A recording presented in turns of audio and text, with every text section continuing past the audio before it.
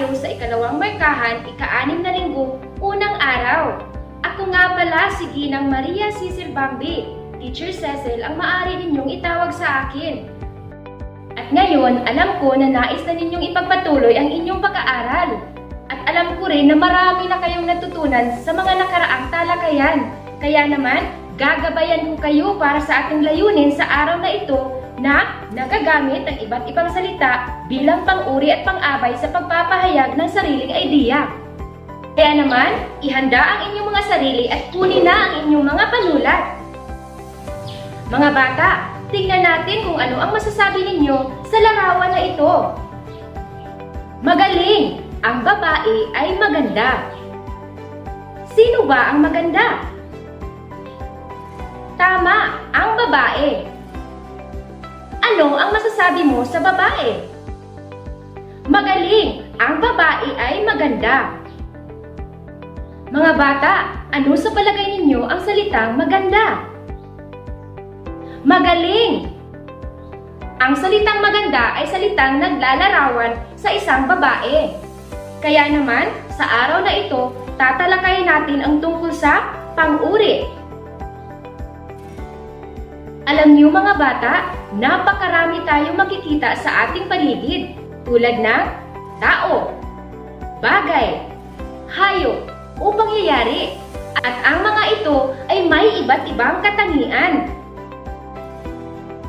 Dahil pang-uri ang ating pinag-uusapan sa araw na ito, sabayan ninyo akong basahin ang usapan ni Linda at Alex na makikita sa ikalawang markahan, ika-6 na linggo, unang araw. At eto ang usapan ni Linda at Alex. Ang sabi ni Linda, "Alex, ano namang lugar dito sa atin ang gusto mong puntahan?" At ang sabi naman ni Alex, "Gusto kong marating ang hagdan-hagdang taniman ng mga igurot." At ang sabi naman ni Linda, "Nakarating na ako roon. Alam mo ba na masisipag ang mga igurot? Maghapon silang nagtatrabaho sa malawak na palayan. Maitim na tuloy ang kulay ng balat nila." At ang sabi naman ni Alex, "Talaga bang matataas ang palayan doon?" At ang sabi ni Linda, "Aba, oo. Mahirap puntahan iyon.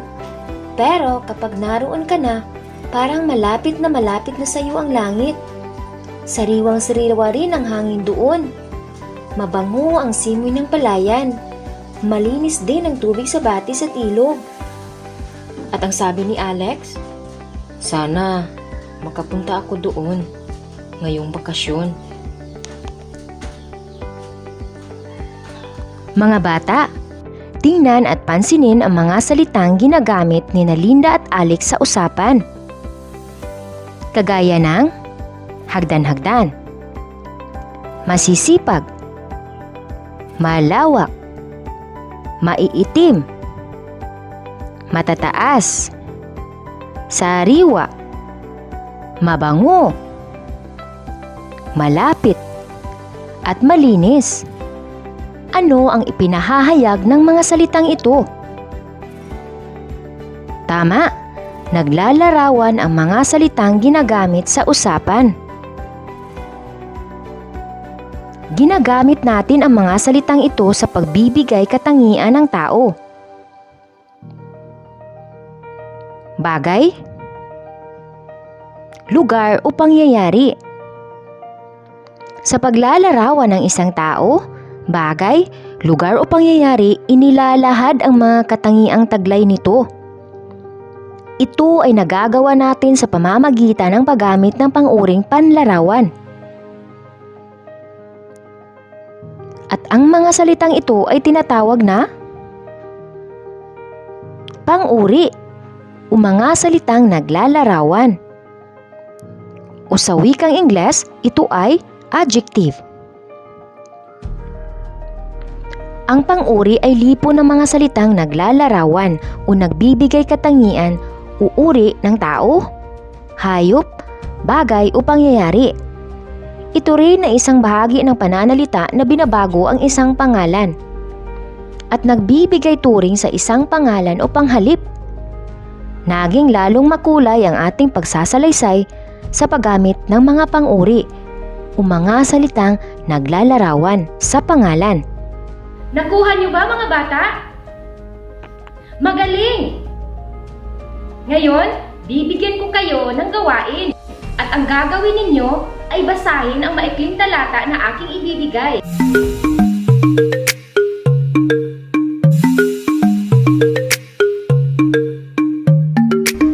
Magaling mga bata! At naitala ninyo ang lahat ng pang-uri sa talata. Maraming salamat at hanggang sa muli!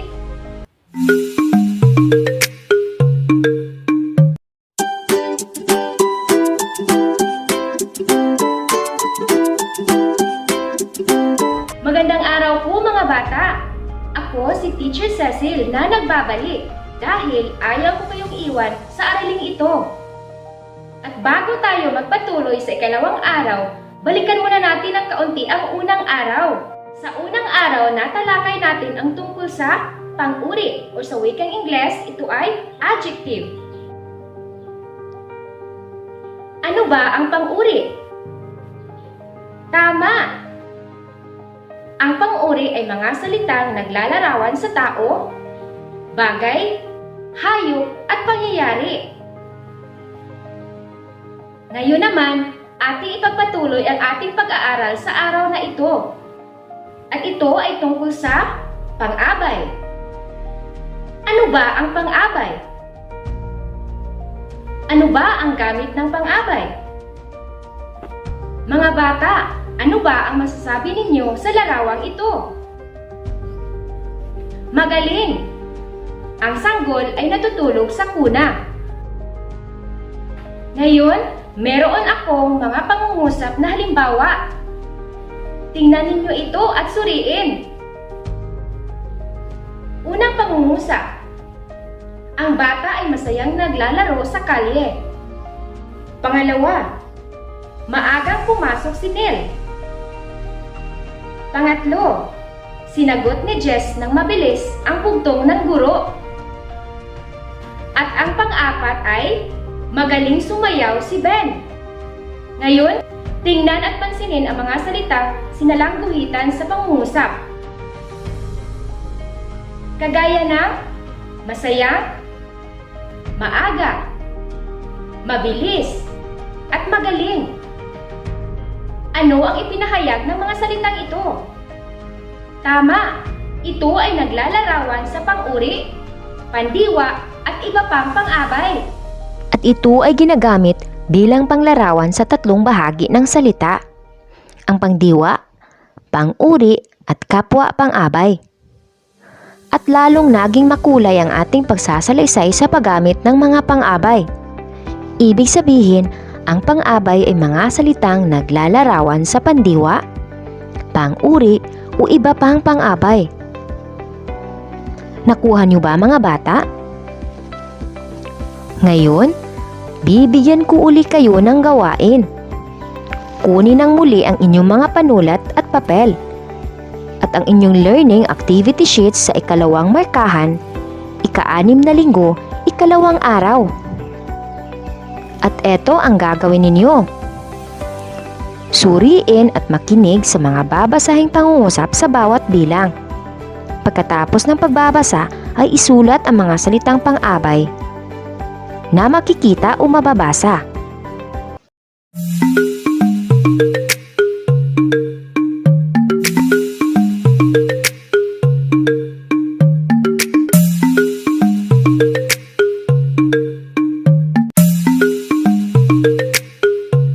Magaling mga bata at nasagot na ninyo lahat. Hanggang sa muli, paalam!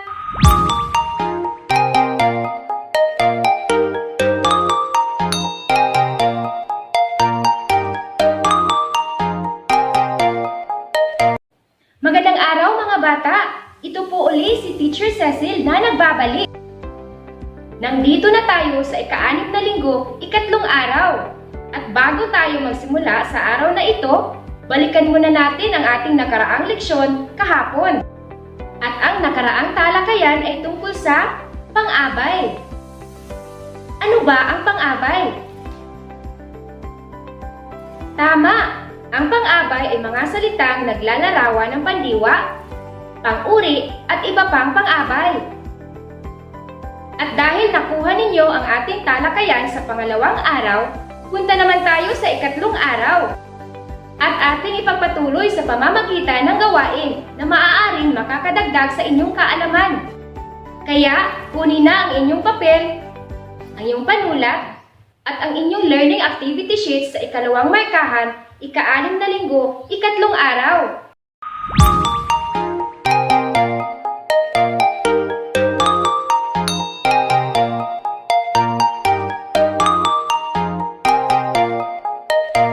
Ang galing mga bata at nakuha ninyo ang tamang sagot.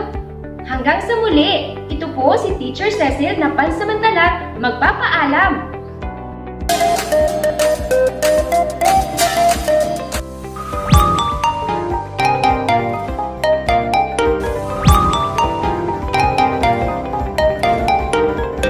Magandang araw mga bata, ako po si Teacher Cecil na nagbabalik dahil gaya ng sabi ko, hindi ko kayo iiwan sa araling ito hanggang sa dulo. Maraming salamat at natapos ninyo ang una, pangalawa at ikatlong araw.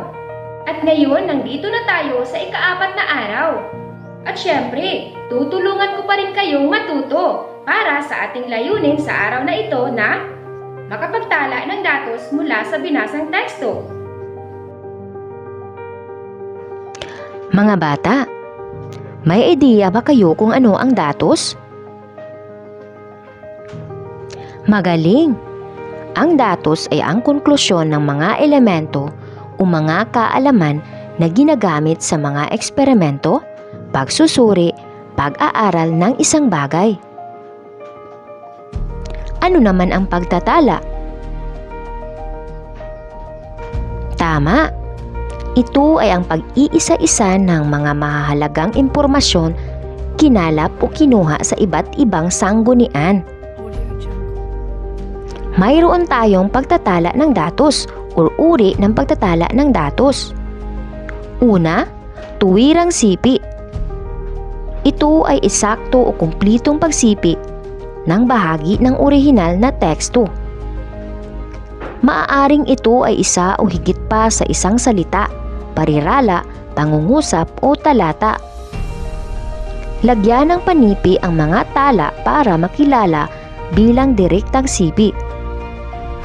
Nagmumula sa mga orihinal na sulatin o teksto na nais nating gamitin direkta mula sa ito upang mas mabigyang laman at halaga ang mga sumusunod na salita. Ito rin ay madalas gamitin upang una, magbigay halimbawa na nagmula na sa isang kilala o ekspertong tao. Pangalawa, magsilbing konkretong suporta sa ating sulatin. Ikatlo, magbigay diin sa mga napapunayang bagay. Ang pagkuha ng kaunti o isang lupo ng mga salita sa teksto at paglalagay ng pamagat at taong nagsabi nito. Sa ganitong paraan, hindi madedemanda ang isang tao sa pag-angkin ng sulatin ng iba. Ito rin ay madalas gamitin sa paggawa ng isang pananaliksik sa pamamagitan ng una, paggamit nito bilang pagsuporta sa ideya o kahulugan ng mga ideya. Ikalawa, pagpapatibay sa konklusyon ng pananaliksik. Ikatlo, pagbibigay importansya o relasyon sa ibang akda o pag-aaral. At ang pangalawa ay ang pagbubuod. Ang orihinal na teksto ay kailangang ibuod sapagkat may mga tekstong mahahaba. Kailangang maisagawa ito sa pamamagitan ng paggamit ng pansariling pananalita ng pananaliksik. Paraphrasing ang tawag dito. Nakuha niyo ba mga bata? Ang husay naman! Ngayon, susubukan ko ang inyong husay at galing sa pamamagitan ng ating gawain. Kaya, ihanda ang inyong mga panulat, inyong papel, at ang inyong learning activity sheets na makikita sa ikalawang markahan, ika-6 na linggo, ika-4 na araw.